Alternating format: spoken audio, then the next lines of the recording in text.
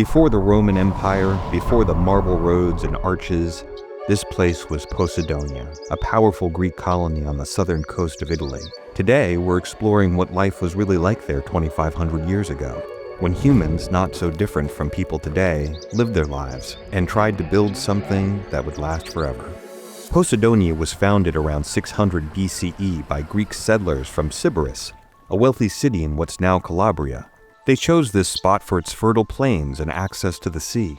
It seemed like the perfect place. Easy to grow things, easy to trade, and easier to defend.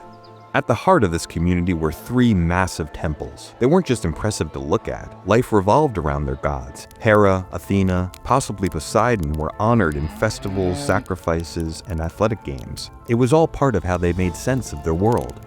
Most folks lived simple lives. Families farmed crops like wheat, barley, and olives. They raised goats and cattle. Paestum's rich soil made it an agricultural powerhouse. Some of what they grew fed their own families. The rest they often traded to other colonies.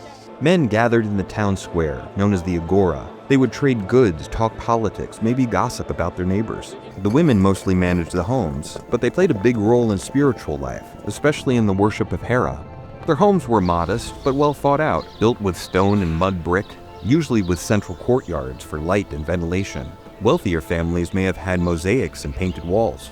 Poseidonia didn't stay Greek forever. By the late 5th century BCE, the city fell under an Italic tribe known as the Lucanians. Then in 273 BCE, the Romans arrived. They renamed it Paestum, added roads, forums, and an amphitheater. But the bones of the Greek city remained.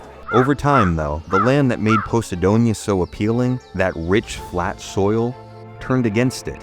Marshes formed, malaria spread, the economy dried up. By the 9th century AD, the place was mostly abandoned. Nature reclaimed what humans had forgotten.